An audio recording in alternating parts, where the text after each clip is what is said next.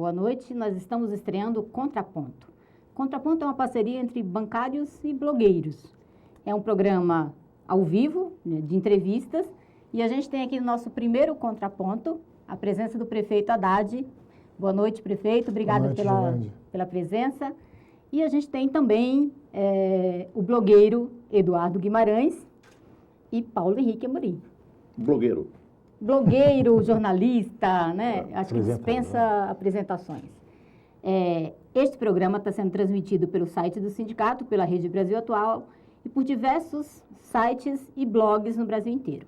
Como Conversa Fiada. Como Conversa Fiada e como? Blog da Cidadania. Blog da Cidadania. Bom, e a ideia de fazer o contraponto desta parceria, né? O Edu pode falar um pouquinho, foi quem pensou nessa parceria, quem fez essa proposta, e nós do sindicato muito preocupados em democratizar a informação, em fazer um contraponto ao que sai na imprensa, em fazer a formação da nossa categoria, que tem um público jovem, né, bastante expressivo, para que também eles tenham acesso à informação de outras fontes, né? Tenham o olhar dos trabalhadores, tenham condição de participar, de fazer suas perguntas, esclarecer suas dúvidas diretamente e livremente. Então, a ideia do contraponto. Aliás, eu quero, inclusive, agora começar passando para o Eduardo Guimarães. Boa noite, Edu. Boa noite, Giovânia. Queria que você falasse, antes de fazer a pergunta para o prefeito, que é um programa de entrevistas, queria que você falasse também um pouco da ideia do contraponto. Sim. Giovânia, primeiro, boa noite a todos, a você que nos assiste. Eu quero cumprimentar o prefeito Fernando Haddad pela disposição em falar para o nosso público aqui. Eu acho que é um momento, o início de um momento novo até na estratégia de comunicação da prefeitura, né? Eu creio que foi o primeiro momento que o senhor está dando uma entrevista para as mídias alternativas, e eu espero que isso prossiga durante os próximos anos do seu governo. A ideia do programa Contraponto foi justamente para tentar fazer o que é feito com bastante sucesso hoje na internet, mas daquela forma heróica, artesanal que nós fazemos, as tweetcams e tal, mas fazer de uma forma mais profissional, com estúdio, com maior recurso, e trazendo personalidades importantes, como o prefeito Fernando Haddad. E haverá outros grupos de blogueiros que poderão entrevistar outras personalidades relevantes da vida nacional, e essa ideia a gente acredita que pode vingar realmente e se transformar numa nova fórmula de mídia alternativa, porque realmente, se a gente for pensar, daqui 10 anos ninguém mais vai estar vendo televisão aberta, televisão convencional. Você vai vir trabalhar na Web TV. Vamos com calma. Vai vir trabalhar na Web TV, porque a Web TV é o futuro. Mas é isso, eu queria passar já as perguntas, que o tempo urge, né? As perguntas para o prefeito. Uma de cada vez, né, Edu? Uma de cada vez. Eu vou deixar o Paulo falar alguma coisa aqui. Só para lembrar que no primeiro bloco nós temos 20 minutos, depois a gente faz um pequeno intervalo, vem um segundo bloco de mais 20 minutos, e aí nós vamos para um terceiro e quarto bloco com outros blogueiros, jornalistas, né? Fazendo a pergunta para o prefeito. As perguntas, né, dos internautas para o prefeito. É isso aí. Prefeito, sobre os 20 centavos. Eu quero perguntar sobre os 20 centavos, que isso não me sai da cabeça. Surgiu, ao longo de junho, um bordão entre aqueles manifestantes de que não era pelos 20 centavos. E realmente não era pelos 20 centavos. Porque após o governo do estado e prefeitura daqui, de várias partes do Brasil, cederem nos 20 centavos, as manifestações, inclusive, ganharam impulso, porque as pessoas acreditaram o quê? Olha, o povo tem como dobrar o Estado, como se o Estado... Eu até tenho falado que prefeito não gostaria de começar o seu governo falando que não vai ter aumento, né? Mas, na verdade, esses 20 centavos não eram o objetivo. E eu acredito, eu quero perguntar para o senhor se a população realmente está lucrando saiu no lucro, economizou mesmo esses 20 centavos, porque a prefeitura vai pagar aos empresários de ônibus esse aumento. E esse dinheiro, isso é uma pergunta, e esse dinheiro vai sair do Tesouro, ou seja, dos nossos impostos. Então, o paulistano lucrou realmente, de fato, com essa redução dos 20 centavos, ou é uma ilusão?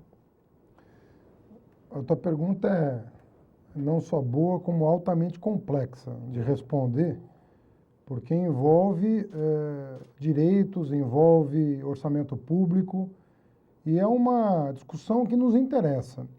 Eu digo isso, Eduardo, porque, em primeiro lugar, queria agradecer a Giovândia, ao Paulo Henrique, Eduardo, a oportunidade de estar numa mídia alternativa, conversando diretamente, assim, sem nenhuma mediação com o internauta e podendo responder a perguntas como essa. Mas, se você lembrar, o que a minha campanha eleitoral dizia? Que a vida do brasileiro e do paulistano em particular tinha melhorado da porta para dentro de casa. Aliás, foi muito feliz esse bordão, porque muita gente reconheceu o que estava vivendo na minha campanha em função disso. Falei, olha, a vida melhorou para o trabalhador, você tem acesso a bens, a crédito, a renda, a educação, você tem bolsa de estudo, ProUni, Pronatec, uma série de coisas. Mas a vida da porta de casa para fora não melhorou na mesma proporção. E o meu tema central da campanha foi transporte. Mobilidade. A mobilidade urbana estava presente na promessa de faixas exclusivas de ônibus, corredores de ônibus, bilhete único mensal, e estava também na crítica proposta dos meus adversários, que, no meu entendimento, eram insuficientes para aquilo que São Paulo precisava. E acho que nós ganhamos a eleição com a ideia de serviços públicos melhores para a cidade, tanto na saúde, quanto na educação, quanto no transporte. Em março deste ano, eu dei uma entrevista para o jornal Folha de São Paulo, em que eu defendi o aumento do subsídio ao transporte. Veja você, eu dizia à época, em março, eu estou falando 3 meses antes das mobilizações de junho, eu dizia, olha, o Brasil é um país que subsidia pouco o transporte público. Temos que aumentar o subsídio, mas nós temos que ter uma fonte de financiamento para isso. E eu defendi publicamente que o tributo sobre a gasolina fosse destinado para o sistema de transporte público sobre pneus. A CID, não é? A CID. Então, eu defendi isso. Isso foi manchete do jornal Folha de São Paulo. Então, não ficou escondido. Foi manchete do Caderno Cotidiano, de um sábado. Me lembro bem do dia, que eu imaginei que aquilo fosse ter uma grande repercussão. Imagina um político recém-possado defendendo que o transporte individual subsidiasse o transporte público. E, para minha surpresa, aquilo não teve nenhuma repercussão. Houve 2 artigos na Folha de São Paulo. Ninguém lê a Folha. Ninguém lê, né? O prefeito de São Paulo lê a Folha. Eu tenho que ler, né? Se você sugerir de imprensa, lê a Folha agora. Então, o que aconteceu? Teve um artigo de um economista chamado Samuel Pessoa, da Fundação Getúlio Vargas, que se interessou pelo tema e falou, é uma ideia que merece consideração. E meses depois, já durante as manifestações, um artigo do ex-governador do Paraná, Jaime Lerner, que é uma referência em transporte público no mundo. Inspirou Bogotá, Curitiba, BRTs no mundo todo. Ele é uma fonte de inspiração do transporte público, dizendo, a proposta do prefeito Haddad está correta. Mas, tirante os 2, né, que são mais acadêmicos, o Jaime Lerner não está mais na política, não teve nem passe livre, nem passe não livre, não teve ninguém que tenha se manifestado sobre isso. Para minha surpresa, porque eu falei, olha, uma proposta dessa, no mínimo tinha que ser criticado, né? Por aqueles que gostam do carro, enfim, mas nada. E meses depois, o movimento Passe Livre, na carta aberta à presidenta Dilma, no dia da reunião, defende a CID para o subsídio ao transporte público. Eu falei, poxa, mas podiam ter feito isso em março. Eu teria tido tempo de tentar viabilizar uma alternativa ao aumento. E o que eu dizia na minha campanha? que, em qualquer hipótese, o aumento da tarifa seria inferior à inflação. O que acabou acontecendo, que foi menos da metade da inflação 6%, acumulada. em torno de 6%. 6 contra 15 da inflação desde o último reajuste, em janeiro de 2011, se eu não estou enganado. Bom, por que nós estávamos buscando uma fonte de financiamento? Porque é justo que o subsídio aumente. Eu penso que é importante para a cidade ter um transporte público barato.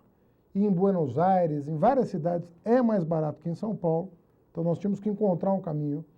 Mas por que eu não considero justo manejar dinheiro do orçamento atual para isso? Porque metade do subsídio beneficia o empregador que paga o vale transporte. Os empresários não vão perder nada. Então, metade do subsídio vai para o bolso do empregador, que paga o vale transporte para o seu funcionário. Então, não vai para o bolso do trabalhador, vai para o bolso do patrão do trabalhador, que paga o vale transporte. Isso é metade do subsídio.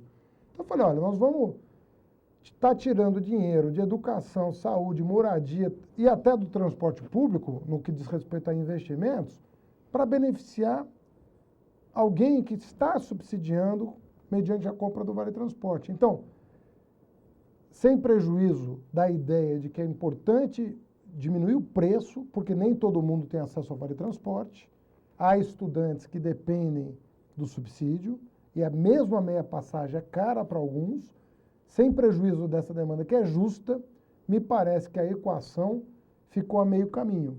Nós devíamos estar discutindo mais profundamente, como fizemos com a educação, com a saúde, recursos públicos carimbados para aquele fim. Nada contra o transporte ser considerado um direito social. Eu mesmo considero que é importante. E o mundo inteiro subsidia fortemente o transporte público. Zerar são pouquíssimas as experiências no mundo. Mas subsídio forte ao transporte coletivo existe no mundo inteiro. E essa equação não está fechada no Brasil. Da maneira como a coisa aconteceu, nós ainda estamos devendo uma resposta mais concreta. Caso contrário, nós vamos prejudicar aqueles que nós queremos ajudar.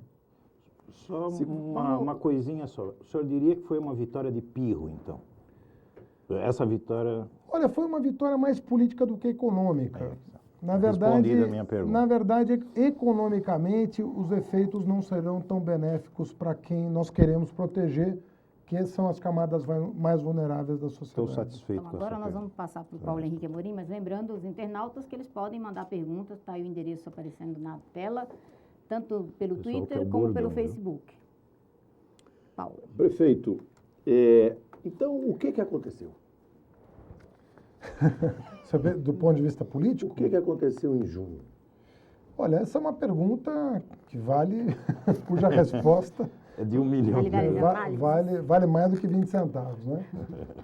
Para ficar na mesma metáfora. Olha, eu tenho a impressão, Paulo, isso é uma coisa muito superficial ainda da minha parte, eu tinha como ofício a ciência política enquanto estava na Universidade de São Paulo dando aula. Hoje em dia, evidentemente, tem gente muito mais gabaritada que eu para fazer esse tipo de análise. Mas eu penso... Mas em ninguém gabaritado para fazer análise, apareceu lá um bando de sujeitos, um grupo de pessoas, batendo na porta para invadir a casa em que o senhor estava trabalhando. Pois é. O que eu penso é o seguinte, esse movimento que ocorreu, ele tem muitas superposições que nós vamos compreender.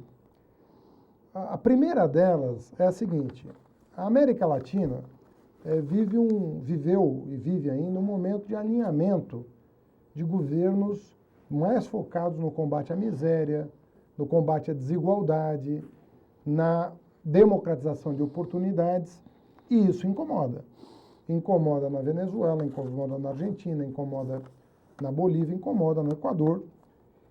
E incomodava também no Brasil, sem que os setores incomodados tivessem ainda encontrado um caminho para extravasar esse sentimento. Os canais estavam obstruídos, por assim dizer. E as oposições nunca verbalizaram, nunca foram capazes de organizar o discurso de forma coerente. Então tinha um povo aí órfão que, de repente, encontrou um caminho para se manifestar. Tem um pessoal cobrando serviços públicos de mais qualidade. Estão na rua também. Né? E que não se confundem com os primeiros. É uma outra tribo. Tem um pessoal que está olhando para a política, e isso vale para o mundo inteiro, com mais desconfiança. Existe um certo humor em relação à democracia representativa negativo, como se a representação não estivesse dando conta do recado. Canais obstruídos, muito distanciamento do poder público em relação à população. Isso me parece a parte até mais interessante desse processo todo. A exigência, acho que por isso que nós estamos aqui, inclusive. Quer dizer, há uma vontade de aproximação. E eu dizia até para a presidenta Dilma, semana passada, quando ela lançou o PAC São Paulo. 8 bi. Ela dizia assim, Fernando, o que você está sentindo na rua? Você está saindo? Eu falei, olha, eu estou saindo, né, 2, 3 vezes por semana. E o que eu percebo é que há uma indisposição inicial, mas que é facilmente quebrável, porque o povo quer conversa. Ele quer conversar, ele próprio quer entender o que está acontecendo e para onde nós vamos caminhar. Então, tem jogo, como se diz. Não é aquela coisa de dizer, olha, não tem conversa com esse pessoal. Não, tem conversa e as Mas, pessoas... inclusive, com esses que estavam incomodados e não extravasavam o seu incômodo, tem conversa? Não, eu acho que aí tem uma camada, né, que não é a maioria, na minha opinião, da população. Eu estou falando assim, quando eu saio para as periferias. Eu vou lá para Embu-Mirim, vou para Guaianazes. Esse pessoal que tem sintonia com o projeto nacional que estava em curso, que está em curso há 10 anos, ele quer entender melhor. Ele quer entender melhor qual é o passo que o Brasil vai dar a partir de agora. Ele inclusive, reconhece os avanços, reconhece a liderança do Lula, reconhece a liderança da Dilma e quer conversar. Porque eu até dizia para o presidente no começo do ano, eu falei, nós vamos lançar programas sociais 3.0. De nova geração. Para a presidenta Dilma? Disse isso para o Lula no começo do ano. Falei, nós precisamos pensar em programas sociais 3.0, porque a população, como as carências históricas são enormes, a população assimila muito rapidamente as conquistas. Para o bem dela, a população. Assimila, você estabelece um novo patamar e ela quer avançar. Então você tem que estar dando respostas permanentes. Quando você tem uma crise internacional, uma perda do vigor econômico, tudo isso coloca dúvidas no trabalhador sobre se esse projeto tem fôlego para mais tempo. E você tem que responder afirmativamente, que o nosso projeto tem fôlego para mais tempo. E mais do que isso, não tem nenhum projeto alternativo com mais fôlego que o nosso. Isso também precisa ficar claro. Você precisa defender o teu projeto. Olha, ele pode ter perdido vigor em virtude do contexto internacional, mas é o projeto mais vigoroso que o país tem disponível. Então, você precisa ter convicção nas afirmações que você faz e mostrar serviço. Então, tivemos 10 anos, muitos programas sociais exitosos, desemprego no menor patamar histórico, apesar da crise internacional, só que você precisa continuar dando respostas políticas para a população. Porque se você para de dar respostas políticas, as pessoas começam a ter dúvida na direção do caminho que você está tomando. Prefeito. Agora, respondendo ao Paulo, tem uma camada que quer não o revigoramento, né, desses 10 anos na direção, quer uma mudança de direção. Quer tirar a Dilma de lá? Inclusive colocando até em risco algumas conquistas importantes. Eu sei que nós vamos para o intervalo. Edu, prefeito, Presidenta, deixa eu só fazer uma pergunta que ele possa responder logo na volta do intervalo. Ótimo. Qual foi o papel da Globo? Então, depois do intervalo, a gente Muito amigo. volta com o prefeito respondendo. Muito amigo.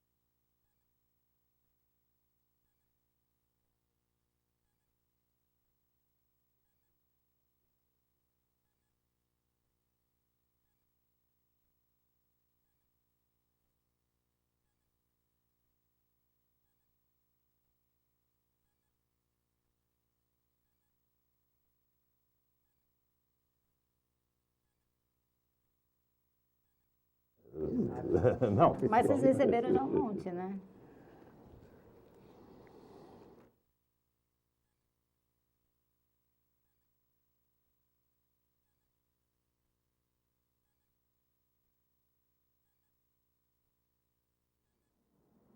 Bom, nós estamos de volta aqui no Contraponto. O entrevistado de hoje é o prefeito Haddad. Os blogueiros, entrevistadores é o Eduardo Guimarães, Paulo Henrique Amorim.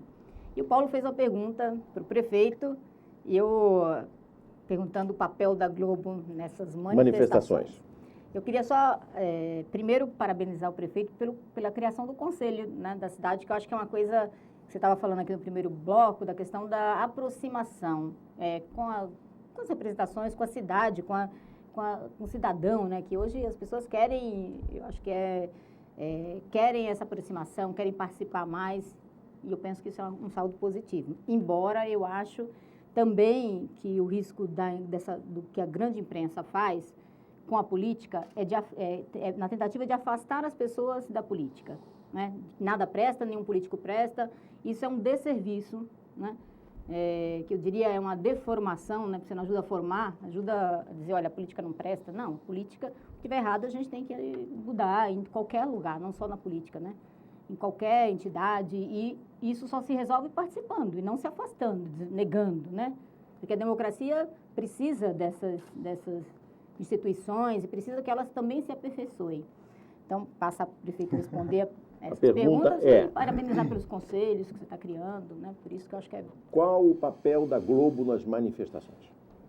Olha, Paulo, eu, retomando aqui a fala da Juvândia, a modernidade ela se caracteriza pela inovação. E tem 3 áreas de atuação do ser humano moderno, do homem moderno, que exigem um permanente, né, exercício de renovação. A ciência não avança se não romper paradigmas. O mesmo vale para as artes e para a política. Não há como avançar nessas 3 áreas sem contestar os paradigmas vigentes. Mas isso não se faz contra os artistas, nem contra os cientistas, nem contra os políticos. Porque a negação da política é o arbítrio. Não há alternativa que não seja essa.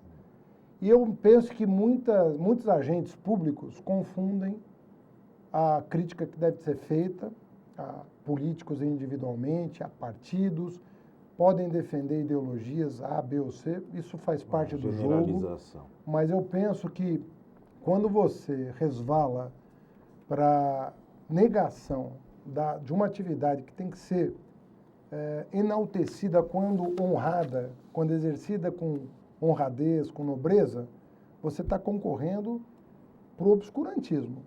E eu penso que, infelizmente, aqueles que deveriam promover esse discernimento, às vezes concorrem para misturar as estações, né?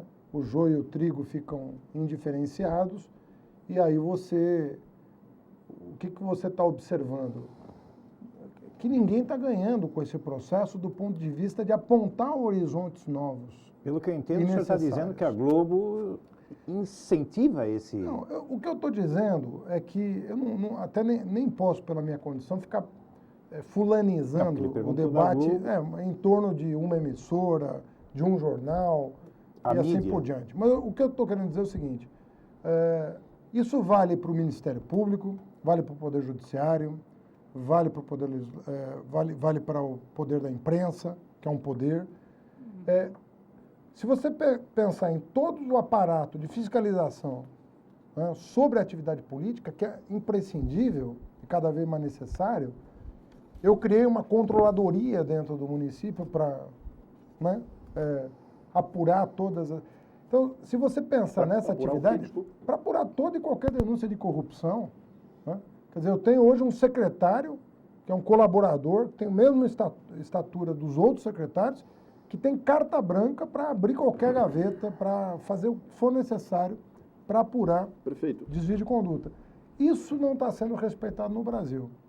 Esse discernimento, sabe, de você. E tem gente boa em todos os partidos políticos, Sim. E nem sempre essas pessoas, eu não tô, nem vou falar aqui do partido que está no governo, tem gente boa em todo canto, que pensa diferente, por isso que estão em partidos diferentes. Claro. Né? O senhor é a favor de uma lei de médios, um marco regulatório da mídia? Eu já me manifestei várias vezes sobre esse assunto, dizendo o seguinte: toda e qualquer regulação de conteúdo não tem... mas não os tem... projetos que estão em curso, inclusive um projeto do FNDC, um projeto que é uma evolução do projeto que o ministro Franklin deixou para o presidente Lula e que o ministro Paulo Bernardo, no caminho, extraviou, eu tenho a impressão que se perdeu em alguma gaveta, né? Tá? Precisa alguém lá dos Correios pegar e devolver para o Paulo Bernardo. Acho que ele confunde a questão, porque ninguém trata de conteúdo. Quer dizer, quando trata de conteúdo, trata no sentido de não pode mostrar o BBB ou a Fazenda para crianças de 5 anos de idade. Mexer no conteúdo, mas isso está na Constituição. Uma lei de médios, um marco regulatório, vai tratar da indústria, tratar do monopólio. Não sei se o senhor sabe, mas a Rede Globo de televisão controla 80% da publicidade do Brasil. E uma coisa, a Globo seria ilegal nos Estados Unidos. O senhor sabe que as organizações Globo não poderiam existir num país como os Estados Unidos. Começa que lá paga imposto de renda. Né? País marxista como os Estados Unidos, não poderia existir uma Globo. Não, a regulação da propriedade cruzada, por exemplo, da democratização do acesso à informação, pela pluralidade de visões, né? Isso está dentro do mundo liberal. Isso é uma visão, inclusive você citou os Estados Unidos, porque a legislação é muito clara a esse respeito. Né? Pluralismo são valores liberais. Então, ninguém está aqui defendendo, né? Quando uma pessoa fala, temos que regular o setor, é para impedir justamente que uma determinada visão de mundo se imponha a partir do poder econômico. Uma visão de mundo tem que se impor pelo melhor argumento, pelo duelo leal na arena pública, em que as pessoas defendem seus pontos de vista.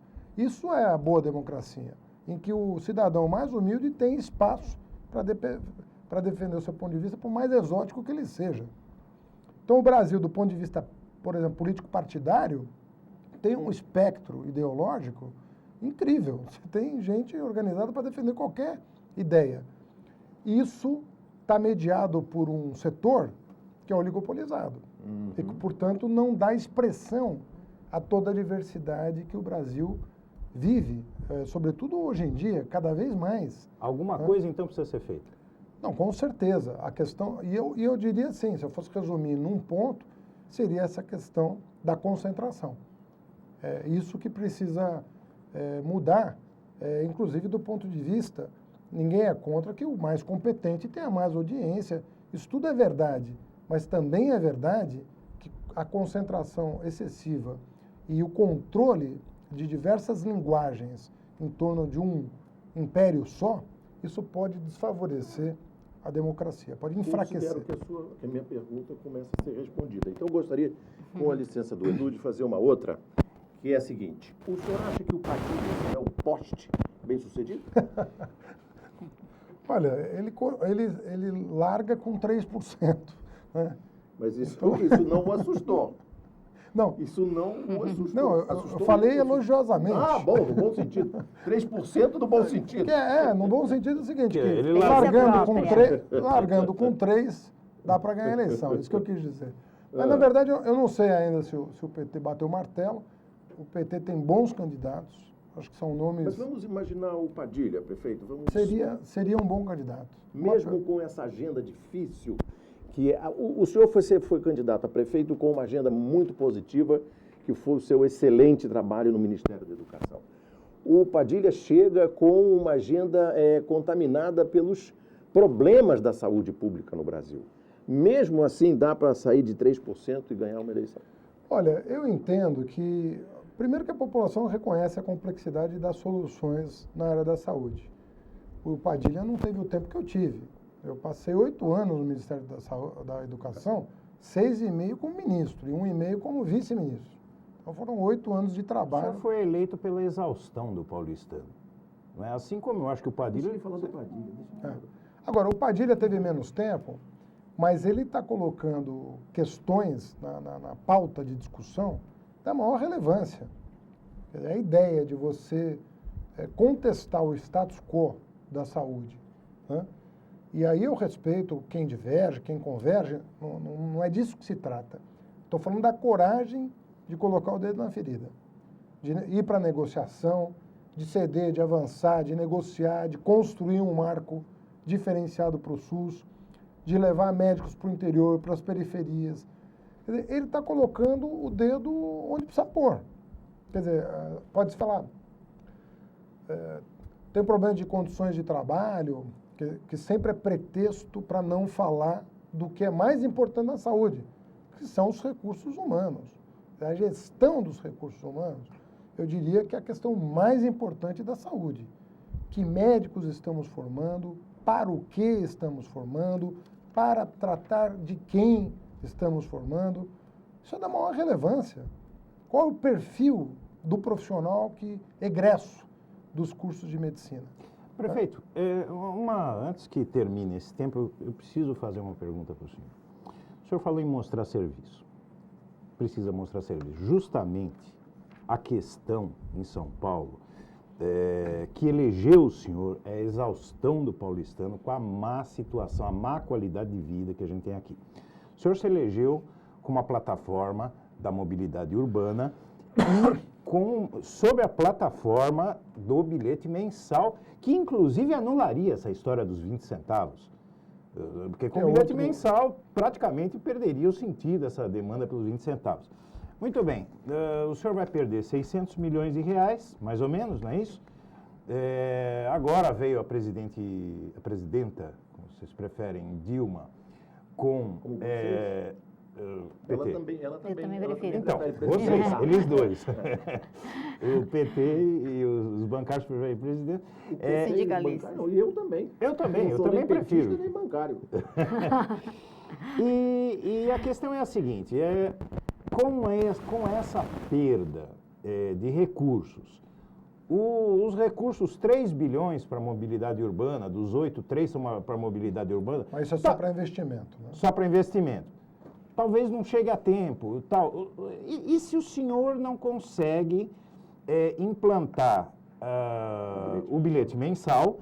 E pior, uma coisa que me preocupa muito, o senhor fez um dia... Eu estive aqui nos bancários, numa entrevista coletiva que o senhor deu o ano passado, e o senhor disse uma coisa muito certa. É impossível, numa cidade desse tamanho, você ficar transportando a população, tanta gente de um lado para o outro da cidade. Não é uma cidade que vai dar conta disso. Você precisa distribuir os polos de desenvolvimento, foi o que o senhor disse. Muito bem. Ou seja, arco do futuro. Sim. Isso vai ficar pronto na sua gestão? Olha, Só acrescentar uma questão no problema da mobilidade. Também nessas manifestações houve um questionamento muito grande ao lucro das empresas de transporte, né? Por que não tirar do lucro das empresas, né? Teria também que você comentasse um pouco essa parte dos recursos, exatamente. Um internauta do Conversa Fiada pediu que eu fizesse essa pergunta. O senhor vai abrir a caixa preta dos transportes? Eu vou abrir as últimas consequências, porque nós não podemos dar nenhum passo sem a população ter o conforto de conhecer os números para contestá-los, concordar com eles. Isso comigo não tem volta. Eu não criei uma controladoria, eu não vou contratar uma auditoria internacional para fazer outra coisa que não dar satisfação para a sociedade do que acontece dentro do sistema de transporte. E as pessoas se esquecem que quando a Marta criou o bilhete único atual, ela acabou com metade da caixa preta, porque toda a receita hoje é conhecida. O que nós precisamos saber melhor é como é que é essa despesa. O que é salário, o que é combustível, o que é renovação de frota e o que é lucro. Na hora que a gente tiver isso tudo preto no branco, ninguém vai ter dúvida. Aí você vai discutir o quê? A taxa de retorno, se é alta, se é baixa, se é justa, se não é justa, como se faz em qualquer empreendimento privado. Mas o senhor consegue fazer o bilhete mensal esse ano? Conseguirei fazer o bilhete mensal, mas mais do que isso, eu tenho que fazer o bilhete mensal porque nós estamos prevendo para novembro o bilhete único mensal. Ele quebra um pouco a espinha dorsal de uma discussão sem sentido, que é o uso mais intensivo do transporte público. Porque hoje o trabalhador que tem o Vale Transporte, ele tem o recurso para ir e voltar do trabalho. Tudo mais é por conta dele. Então, quando eu dizer para você que uma parte do subsídio vai para o bolso do empregador que compra o Vale Transporte para o seu funcionário, é uma meia-verdade, porque aquilo que não é ir e voltar do trabalho sai do bolso do trabalhador. E o bilhete mensal quebra essa discussão, porque permite ele usar intensivamente o transporte. Então, para nós, é estratégico o bilhete único mensal, como tem em Nova York, como tem em Londres, como tem em Paris, que já fizeram isso há décadas. Os protestos atrasaram o bilhete mensal? Vai sair depois? Olha, nós estávamos prevendo para novembro e estamos mantendo esse calendário, tendo que fazer conta. Não, o calendário está mantido. Está mantido. A conta não é simples de fechar depois do que aconteceu, porque nós perdemos graus de liberdade. Mas a determinação que eu dei ao secretário de Transporte e secretário de Finanças é o seguinte, olha, isso é um compromisso nosso. Um é acabar com a taxa de inspeção veicular, para o ano que vem não haverá mais, e a outra é o bilhete único mensal, que são símbolos importantes da campanha que foi feita. A população meio que incorporou isso, assimilou isso como um patrimônio daquela eleição e quer que isso aconteça. Então nós vamos ter que fazer tem que mostrar serviço. Das tripas coração para botar isso de pé. Tivemos essa intercorrência que dificulta do ponto de vista de fechamento das contas, mas o nosso propósito é manter o calendário. E o Arco do Futuro? O Arco do Futuro vai estar no plano diretor.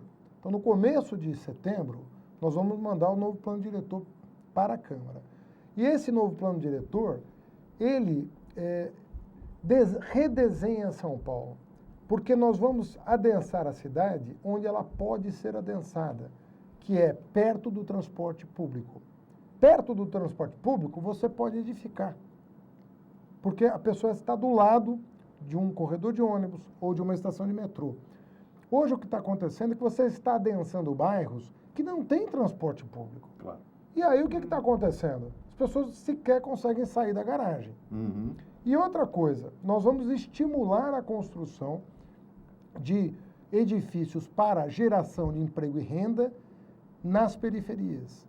Ou seja, a Jaco Pêssego e a CUPC, que são duas avenidas estratégicas da cidade, uma ao sul, né, que está ali tangenciando a Pedreira, Jardim Miriam, Cidade Ademar, e outra que tangencia a Guaianazes, Cidade Tiradentes, Itaim Paulista,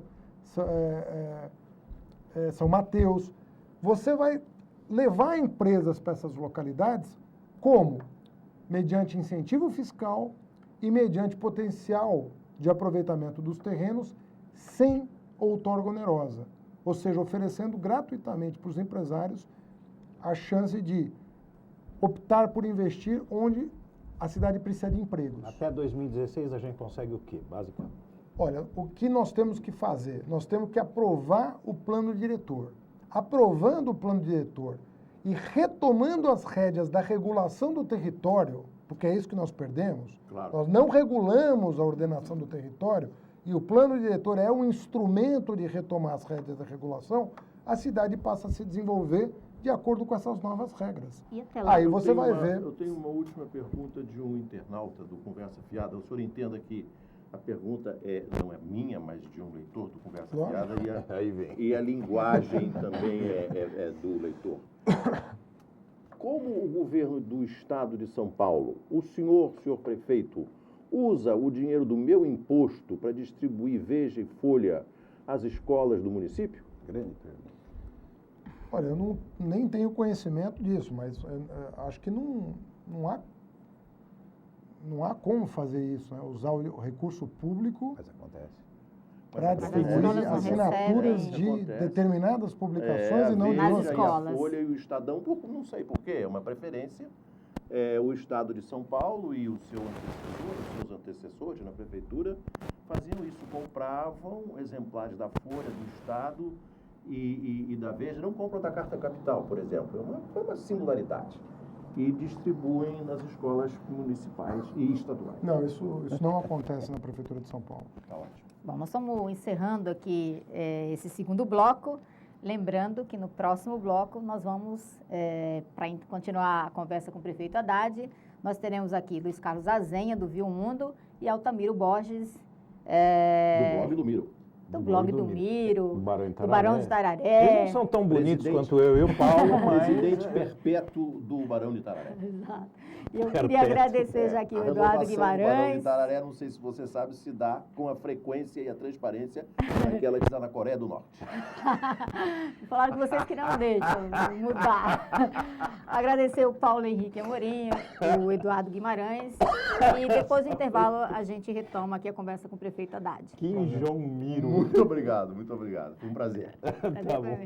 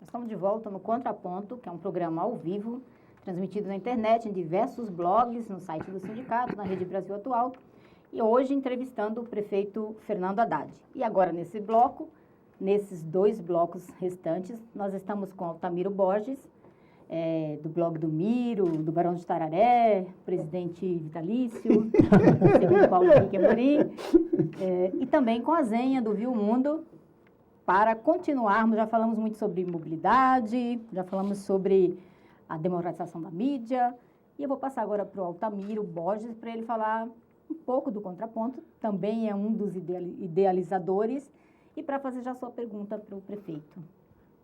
Rapidinho, Gilvândia. A ideia do contraponto é isso. Há muito tempo que a gente está querendo fazer uma coisa mais bem feitinha, né? Está com muita dificuldade de produzir coisas que tivessem fácil acesso, ampliassem o acesso.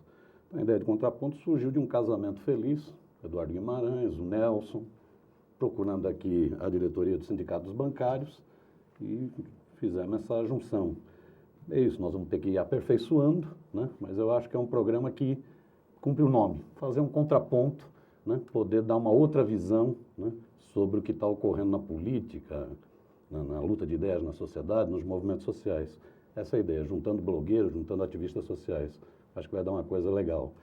Posso para a pergunta? Claro. Então vamos lá. Eu queria voltar um pouco ainda aos protestos, né? Na verdade, você foi pego nem 6 meses de gestão, de repente, 5 meses de gestão, de repente, uma hecatombe na cidade, um abalo sísmico na cidade, né? Protestos quase diários, protestos alguns, inclusive, muito agressivos. Eu gostaria de saber o seguinte, Adari, o que muda no governo a partir desses protestos? Muita gente tem levantado, o governo vai mais à esquerda? Como que fica a relação com os movimentos sociais, com esse movimento de juventude? O que muda no governo? Olha, do ponto de vista programático, eu penso que nós vamos acelerar o processo. Porque, na verdade, os protestos vão ao encontro dos programas que nós defendemos na campanha. Eu não estou vendo nada que está na rua que eu não possa fazer e que seja incoerente com aquilo que eu defendi durante 3 meses durante a campanha eleitoral. Então, não vejo contradição programática entre a demanda que está na rua, seja qual for, combater a corrupção, mais transparência, melhoria dos serviços públicos, transporte coletivo, saúde pública, enfim. Está defendendo tudo isso, né, durante a campanha e eu penso que nos dá mais energia e disposição de antecipar cronogramas, de correr atrás, de fazer mais e melhor. Esse é um aspecto. Então, eu espero que o governo ganhe mais velocidade. Acelera. Até porque você tem 6 meses de planejamento. Uma cidade como essa, em 6 meses você planeja o teu governo. Eu diria assim, do ponto de vista da opinião pública, nosso governo começa agora, porque você está revendo contratos, revendo obras, revendo prioridades, sobretudo porque não é um governo de continuidade. Nós ganhamos a eleição, né, contestando o que vinha sendo feito. Então, naturalmente, você tem que ter um tempo para replanejar a cidade. Isso está feito. Foi feito o mapeamento das oportunidades, o alinhamento estratégico, sobretudo com o governo federal, mas também com alguns programas estaduais, na área da habitação, por exemplo. Enfim, tem muita coisa que foi feita, vai começar a aparecer. Às vezes as pessoas falam, será que vai? Será que vai aparecer? Lembre do primeiro ano do governo Lula, que terminou o 8º ano com 85% de aprovação. As pessoas, em 2003, diziam, pô, mas será que eu lutei tantos anos para eleger esse presidente? Olha só o que aconteceu em 2003. As pessoas até, algumas se frustraram, algumas deixaram o PT. Então, é um trabalho complexo, sobretudo numa cidade como São Paulo, você começar a mostrar os resultados. Eles virão e virão a partir de agora, né? Mas tem um aspecto que eu repenso mais profundamente, que é a questão justamente da comunicação. Eu penso que decisivamente existe um cheque, assim, existe um cheque de rainha, no mínimo, aí, em relação a esse aspecto. Quer dizer, como numa sociedade complexa, né, numa cidade com 11 milhões de habitantes, que você não tem como fazer o corpo a corpo no dia a dia com a população. Você visita um bairro, você visita dois, mas você está falando de 11 milhões de habitantes. Tá, 3 vezes o Uruguai, 2 vezes o Paraguai.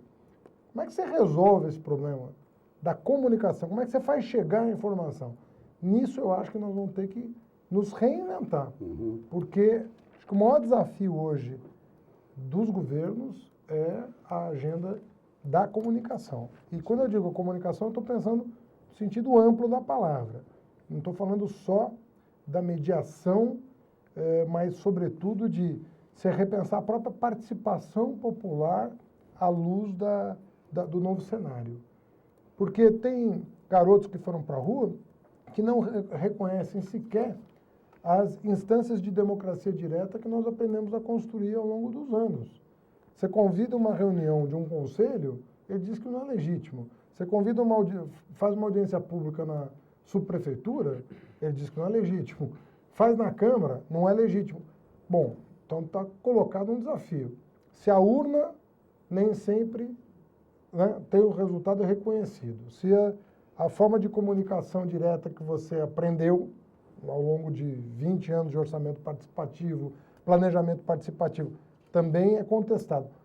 Como que você vai legitimar decisões difíceis a partir de agora? Azenha. Bom, eu vou fazer umas perguntas, aliás, vou fazer uma pergunta inicialmente dos internautas, né? A gente não falou muito deles, e eu acho que essa é uma forma de comunicação horizontal, né? O senhor ouviu falar muito de horizontal em junho? Horizontal é isso aqui também, né? O fim da hierarquia, ou a tentativa pelo menos. Então, a Dalva Maria, uma leitora do meu blog, perguntou por que o senhor resistiu tanto em baixar a tarifa, que o senhor ajudou a desgastar a imagem da Dilma, se o senhor fez um acordo com o Alckmin para não baixar a tarifa e que acabou voltando atrás naquela entrevista que vocês dois deram juntos. Eu aproveito para juntar com o Romanelli se é possível testar o tarifa zero apenas em alguns corredores da cidade. Olha, São Paulo não vive uma situação confortável do ponto de vista financeiro. São Paulo paga alguma coisa em torno de 4,5 bilhões em dívidas. Ou seja, uma boa parte do nosso orçamento é gasto com dívidas. Uma outra parte é vinculada à saúde e educação, o que é bom para a cidade. Então, o espaço que nós temos, chamado discricionário, é muito pequeno. E como a tarifa estava congelada havia 2 anos e meio, e o meu compromisso de campanha foi subir bem abaixo da inflação, e nós estávamos dando um reajuste de 6 contra uma inflação de 15 acumulada desde o último reajuste, eu estava sendo coerente com aquilo que eu defendi na campanha, porque eu fui perguntado sobre isso durante a campanha. Qual vai ser a política tarifária na cidade de São Paulo se o senhor for eleito? Eu falei, eu vou considerar como teto a inflação, mas eu vou procurar reajustar abaixo da inflação, porque sei que isso pesa. Quando você toma uma decisão desse tipo, sem uma fonte de financiamento, você não tem como não comprometer outros programas importantes para a cidade. E como, em geral, quando você aumenta o subsídio no contexto atual, uma boa parte do recurso da prefeitura não vai para o bolso do trabalhador, vai para o bolso daquele empregador que paga o vale-transporte dos seus funcionários. Então, aquele que tem o vale-transporte não vai sentir absolutamente nenhum benefício. Quem vai sentir é aquele que compra o vale-transporte em seu nome, o empregador. Então, quando uma coisa é você ceder para ficar bem com a opinião pública, sem usar aquilo como um processo em que você explica para a sociedade as consequências da medida. E isso eu não tenho perfil de fazer. Eu não consigo, até pela minha formação, eu não consigo não explicar para a sociedade as consequências de qualquer decisão minha. Nesse caso, as consequências não são as mais favoráveis para o conjunto da sociedade. Por isso que eu insisto, nós temos que aumentar o subsídio ao transporte público. Eu defendi em março que isso acontecesse com a municipalização dos tributos sobre a gasolina, ou seja, o transporte individual subsidiar o transporte coletivo. Isso é uma defesa que eu fiz em março. Mas é recurso novo, municipalizado, para financiar o subsídio que precisa aumentar. Mas sem essa garantia, vai sair o recurso do quê? Dos programas habitacionais, do saneamento básico, da saúde, da educação, de onde? Então, eu não consigo tomar decisões sem que a população esteja, desde sempre, conscientizada das consequências dessas decisões. Então, amanhã, isso que pode ter parecido uma intransigência ou coisa que o valha, vai nos dar condições políticas de dizer, naquele momento, eu fui honesto com você ao afirmar que isso traria tais e quais consequências para a cidade. Então, eu posso vir a público, num outro momento, fazer um chamamento e resgatar a minha fala. Porque o que o político não pode perder, ele pode perder popularidade no Datafolha, no Ibope, isso faz parte do jogo democrático. Mas ele não pode perder a relação com a sociedade de não omitir e nem fraudar a verdade. Então, eu acho que esse é o maior prejuízo político que alguém pode sofrer. Quando as pessoas olham para você e não acreditam mais no que você disse. O senhor acha que saiu ileso desse ponto de vista? Não. Do ponto de vista de pesquisa de opinião, não. Mas do ponto de vista de poder olhar para qualquer cidadão e dizer, eu falei para você a verdade, eu não omiti uma informação de você. Isso eu durmo tranquilo toda noite, porque essa é a condição, no meu caso, de fazer política. O dia que eu perder essa condição, eu abdico dessa atividade. Mas eu acho que o que tem, assim, um pouco nas ruas também, assim, quando as pessoas falam, não é só pelos 20 centavos, eu vejo os trabalhadores, né, da minha categoria, que tem que pegar transporte lotado. Categoria é uma que não foi beneficiada. Não, eu digo assim, pela redução. Que tem que pegar transporte lotado. No caso da categoria da Juvândia, quem ganhou foram os bancos. Nós estamos cobrando agora que os bancos paguem tudo. Para deixar claro... Porque os bancos é que compram o Vale Transporte. Porque ela recebe a nossa o Vale demanda no transporte é que os bancos paguem tudo. Então, quem ganhou, no caso dos bancários, foram os bancos. Então, se eu não puder dizer isso para quem está assistindo a gente, como é que eu fico depois? Então, mas o que eu vejo, o que eu acho que vem das ruas é assim... É uma ironia, então, isso, discutir com o pessoal do MPL, do Passe Livre, um pessoal, né? Que indiretamente acabam beneficiando os bancos. Nesse caso, sim. Mas eles acabaram traduzindo uma insatisfação que está na rua, que é transporte lotado, que é a demora nos ônibus, né? Não, e que a necessidade de aumentar o subsídio para camadas que não têm o Vale Transporte, por exemplo. Nem todo mundo tem. Então, se não fosse legítima a ideia de aumentar o subsídio, eu não teria defendido ela em março. Não foi depois das manifestações.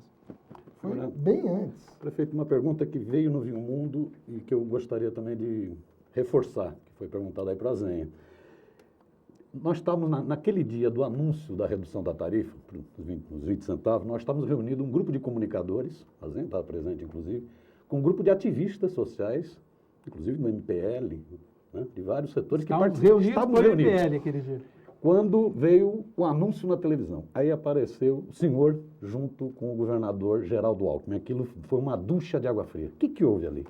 O porquê, qual a razão de estar junto e mais ainda. Seria interessante, há diferenças de visão sobre o transporte, sobre a política entre o prefeito Fernando Haddad e o governador Geraldo Alckmin?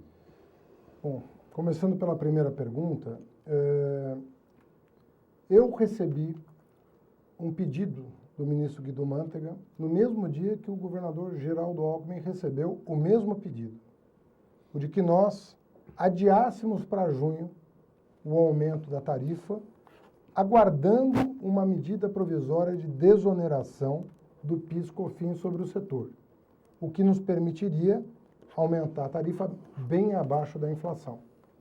Nós recebemos esse pedido juntos e nós nos comunicamos e dissemos o seguinte: nós vamos acatar o pedido do governo federal, que estava preocupado com a inflação estourar a meta em janeiro, que era uma preocupação de alinhamento dos reajustes no mesmo mês, e isso poderia passar para o mercado uma sensação de perda de controle. O ministro Guido preocupado. O ministro Guido convencido de que ao longo do ano isso ia arrefecer, como está arrefecendo, mas não queria e sabia que São Paulo tinha um peso muito grande nos índices de inflação. Eu penso que se nós tivéssemos feito o reajuste como previsto em janeiro, talvez nada disso estivesse acontecendo. Porque nós estaríamos reduzindo a tarifa em junho ao invés de aumentar. O aumento teria acontecido. Como aconteceu em toda a Grande São Paulo. Toda a Grande São Paulo reajustou para 3,30 e baixou para 3,20 com a desoneração. Nós ficamos numa situação desconfortável de, no momento da desoneração, ter que subir, porque estávamos com ela congelada, no meu caso, há 2 anos e meio. Durante alguns dias, eu diria mais de uma semana, de parte a parte, as duas equipes, né, não as duas equipes estaria sendo injusto, mas de parte a parte havia correligionários meus e do governador Alckmin dizendo, ele vai roer a corda. Diziam isso para o Alckmin e diziam isso para mim. E vai deixar ou um ou outro sozinho, com o problema na mão. E aí eu fiz um pacto de dizer, qualquer decisão que eu tomar, o senhor vai ser o primeiro a ser comunicado e vice-versa. Por quê? Porque o que está em jogo, num plano mais elevado, na minha opinião, é o interesse da cidade. Ele é o governador, até final do ano que vem, pelo menos, candidato à reeleição, eu sou o prefeito até 2016. E eu não vou ser desleal do ponto de vista político quando eu sei que o governador atendeu um pedido federal, tanto quanto eu, que muito provavelmente ele não só não era obrigado, não tinha nenhuma contrapartida para atender esse pedido, a não ser o interesse do país. Então, tem certos protocolos que eu não rompo. E não rompo por 2 razões. Primeiro, por uma questão, na minha opinião, de caráter. Ou você tem a hombridade de defender suas posições, ou você não tem.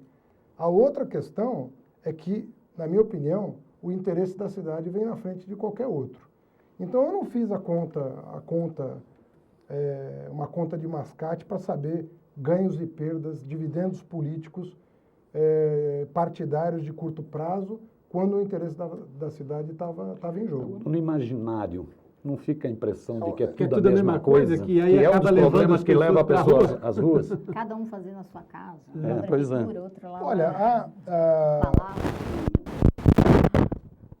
você também não pode criar disputas artificiais Sim. em virtude de um oportunismo político que, no caso, seria muito desleal e muito, eu diria, que daria a sensação, se ele fizesse ou se eu fizesse, né, isso, uma sensação muito ruim do ponto de vista de certos protocolos de Estado. Então, quando eu tiver que divergir, e na quinta-feira, quando houve aquela ação da Polícia Militar, né, que colocou o país contra o que estava acontecendo, na sexta-feira, me perguntaram na coletiva que eu dava, eu falei, olha, a Polícia Militar ela não se comportou de acordo com o seu próprio protocolo em relação aos manifestantes. E aí o país se insurgiu. Isso é uma diferenciação. Então foi uma diferenciação. Agora, você tem que explicitar suas divergências quando elas existem. E no caso da tarifa, São Paulo, município e Estado, atenderam uma demanda federal, independentemente de sermos de partidos antagônicos no plano nacional e até no plano local. Então, de novo, há prejuízos de curto prazo em manter uma decisão, em tentar explicar as consequências, em anunciar conjunta ou separadamente uma reversão. Mas eu não acho que você deva fazer esse tipo de contabilidade, porque você depois vai poder explicar, você vai ter tempo de explicar o que norteou, quais são os princípios e os valores que nortearam cada um dos seus passos. Prefeito, uma questão que pode se tornar um ponto de tensão no ano que vem, especialmente com a Copa aqui. O senhor visita muito a periferia, eu também como repórter, e o entorno do Itaquerão, o senhor tem aquela obra linda, maravilhosa, que será o novo estádio do Corinthians, mas ao mesmo tempo tem muitas carências ali.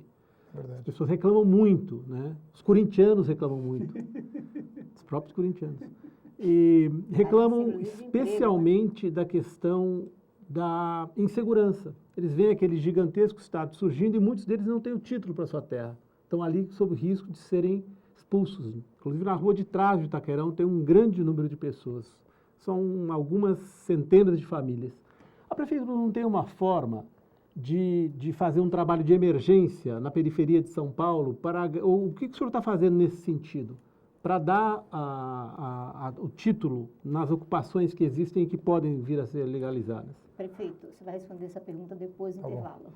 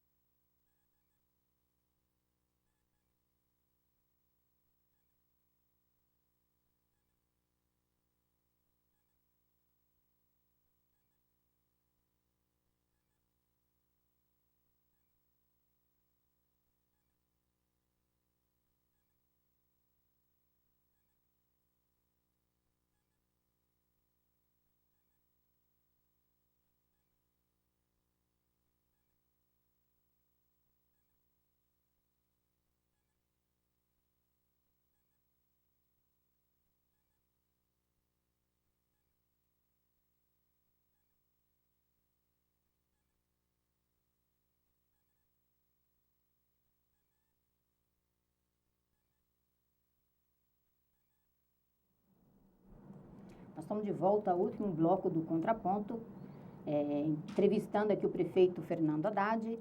E o Azenha fez uma pergunta para o prefeito antes de terminar o bloco anterior, e eu queria agora acrescentar 3 perguntas aqui, 3 internautas, né? O André Gomes, ele pergunta o seguinte: o que o senhor acha sobre muitos dos protestos criticarem certas medidas que são da gestão anterior? Acha que essa desinformação pode ter sido criada para fazer com que essa gestão, com essa grande massa atacasse o seu governo? Aí tem o Gilmar Torquato, que ele pergunta o seguinte: aeroporto de Parelheiros, o que beneficia para a população da região, já que a área é de mananciais? E, por fim, tem a Vera, que a Vera já está fazendo aqui, lançando a sua campanha, a sua próxima campanha. Ela fala o seguinte: o que o senhor acha de sair candidato a presidente em 2018? Bom, deixa eu começar com a pergunta do Azenha. A população tem razão, né, quando se preocupa com isso. Mas eu penso que nós estamos trabalhando o polo de Itaquera de uma maneira interessante. Em primeiro lugar, nós vamos mandar o plano diretor e vamos mandar uma lei de incentivo à Zona Leste, que eu diria são leis que vão radicalizar um processo de construção de novos polos de desenvolvimento na cidade. Então, por exemplo, na faixa de terra na Zona Leste, que terá incentivos fiscais, o empresário que quiser gerar empregos lá vai ter, inclusive, a oportunidade de edificar sem a necessidade do pagamento da chamada outorga onerosa. Ou seja, nós vamos facilitar a migração de empresas do Brasil, do Estado e da própria capital para a Zona Leste. O mesmo vai se dar ali na região da Avenida Cupecê, né, que faz divisa com uma série de bairros ao sul onde há muito morador e pouco emprego.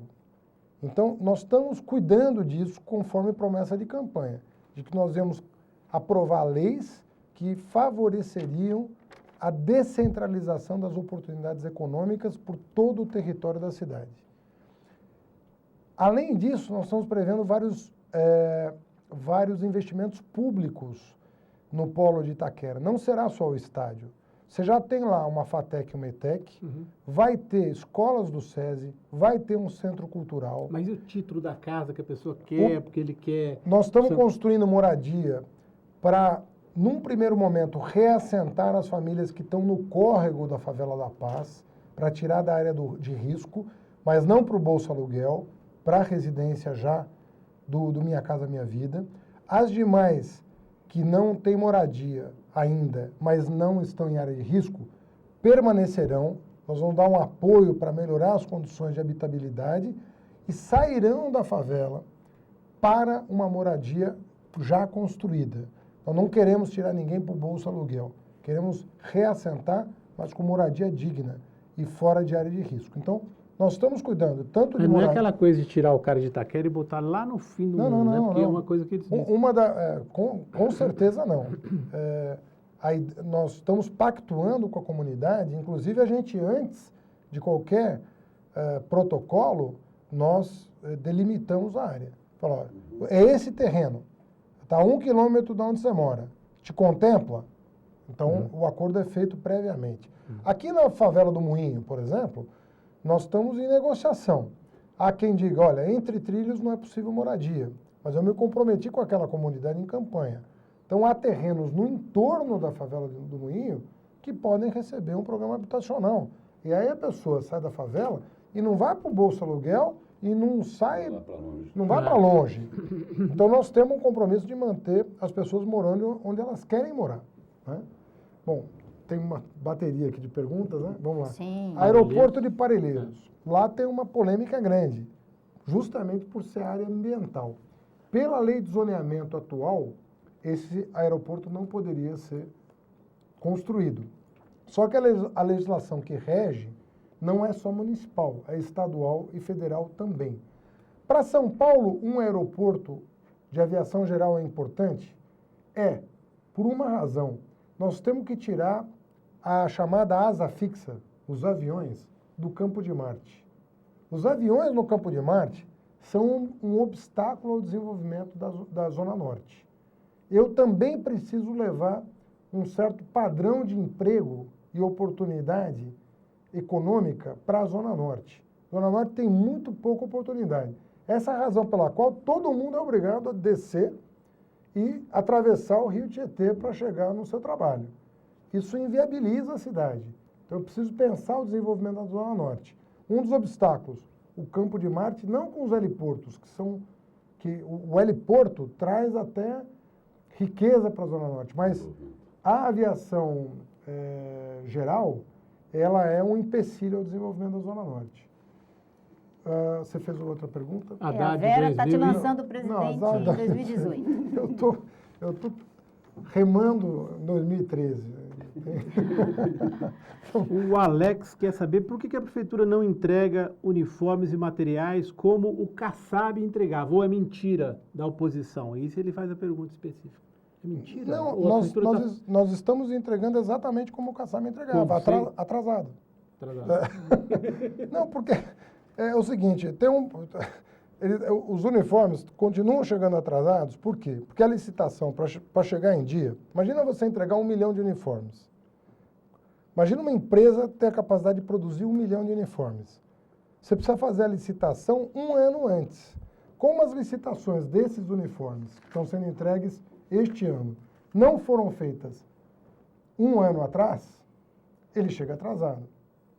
Então, nós estamos agora iniciando o processo de licitação dos uniformes de 2014. 2014 vão chegar em dia. Prefeito, mais uma coisa, lembrando aqui que no primeiro bloco o senhor disse que tinha sido uma vitória mais política que econômica, a do movimento do passe livre, ao conseguir a redução ou a evitar o aumento da tarifa.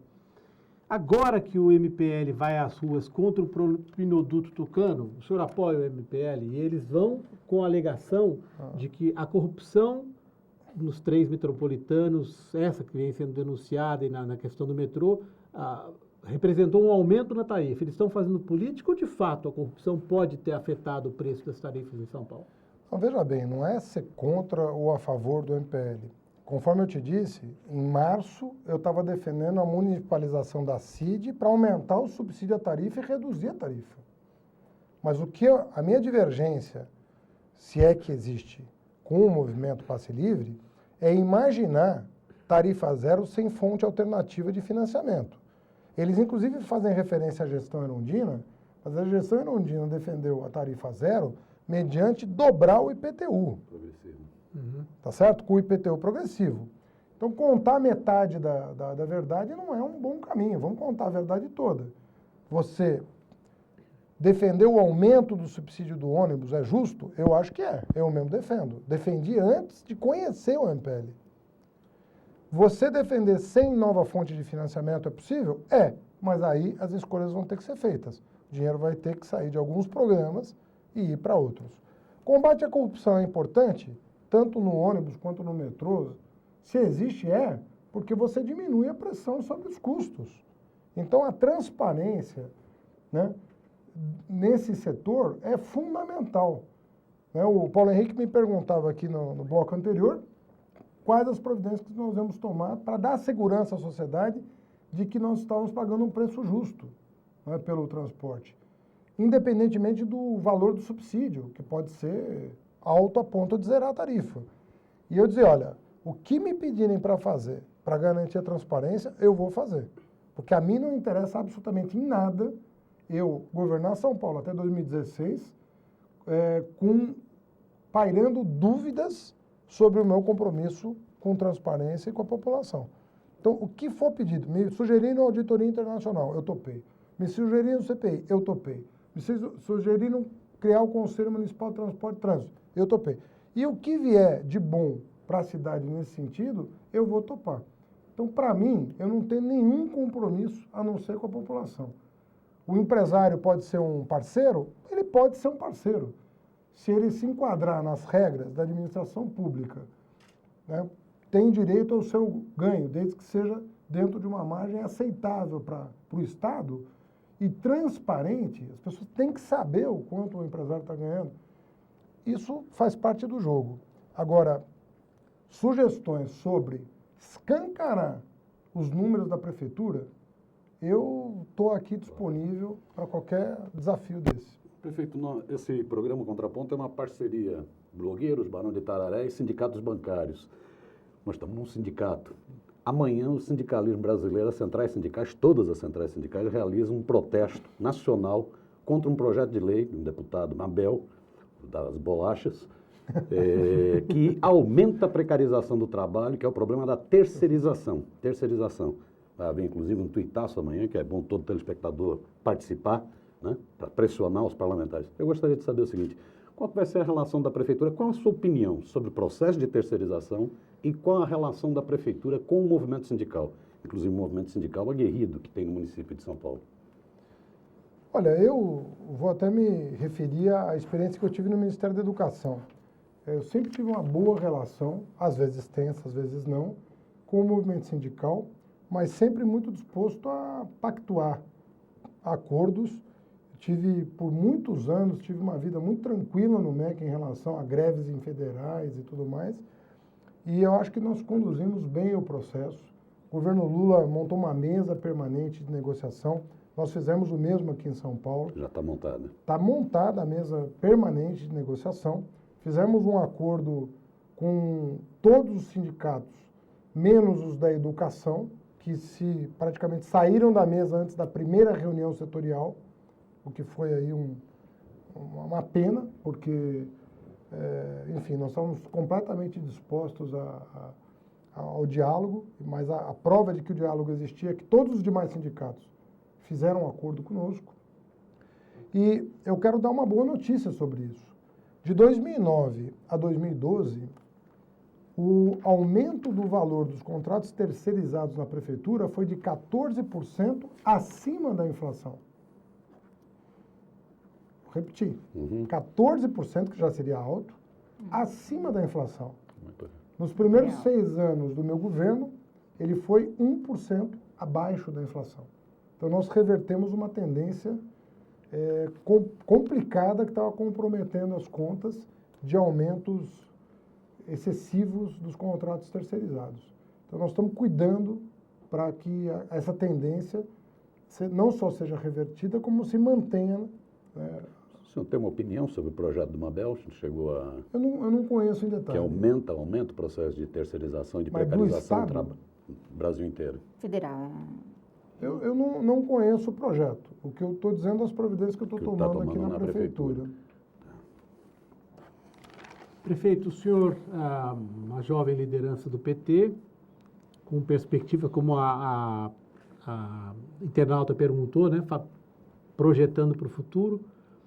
Politicamente, como é que o senhor viu essa onda de manifestações e essa queda brutal das avaliações da presidenta Dilma e, de repente, a perspectiva de que o PT não ganhe essa eleição e esse projeto do qual o senhor faz parte, de repente, termine depois de 10 anos no plano federal? Quer dizer, é um risco real para esse ano, para o ano que vem. Olha, veja bem, eu li uma frase de alguém, não vou lembrar o autor, mas falou, olha, alguém não perde eleição para ninguém. A pessoa dizia, né? Sem fulanizar, eu acho que... qual é a alternativa? Qual é o projeto alternativo que nós temos para o Brasil hoje? As pessoas podem até ter dúvidas sobre se é possível manter o vigor dos 10 anos desde a presidência do presidente Lula, né? Será que o Brasil vai manter o mesmo vigor? Você veja os índices de queda de desigualdade, emprego, reservas cambiais, dívida pública, qualquer indicador que você tomar, o Brasil melhorou muito nos últimos 10 anos. Então, as pessoas colocarem em questão o ímpeto desse projeto para o futuro, acho que até é razoável. Vamos questionar, será que a crise internacional está batendo mais duro? Será que nós estamos dando as melhores respostas? Isso tudo pode ser muito bom para o governo. Se o governo der as melhores respostas para essas perguntas, ele vai sair fortalecido. Como já aconteceu com o próprio presidente Lula. Sair fortalecido de um momento como esse. Eu fui nomeado ministro da Educação em julho de 2005, quando parecia que o governo ia acabar, não é na eleição de 2006, é no ano de 2005. Então, as coisas são muito dinâmicas. Se o governo souber lidar com isso, ele pode ser fortalecido. Ontem no Estadão, o ex-presidente Fernando Henrique disse que chegou a hora, que agora é a hora da oposição. O ex-presidente está com algum problema de memória, não?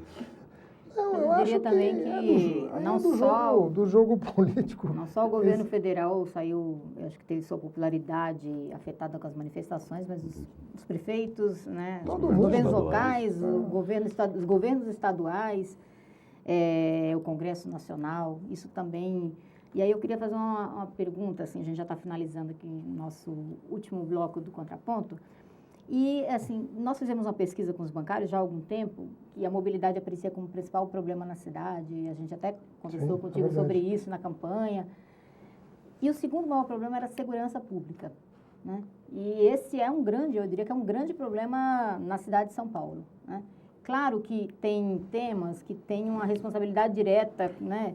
Diria que de responsabilidade, tem temas que são responsabilidade do município, do estado, do governo federal, mas hoje também há uma necessidade de que haja uma interlocução maior, uma conversação maior entre esses poderes para resolver o problema que a população passa. Posso acrescentar uma coisinha sua?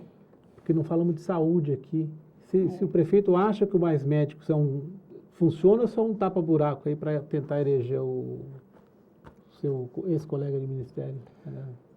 Olha, eu entendo que, em primeiro lugar, sobre o Mais Médicos, que o governo está botando o dedo na ferida. A questão de recursos humanos na saúde, ela é central. Qual o perfil do egresso dos cursos de medicina? O que vai pela cabeça de um médico recém-formado? Como está a sua formação? Qual o compromisso com a saúde pública? Qual é o estímulo que nós estamos dando para essas pessoas atenderem às camadas mais vulneráveis da população?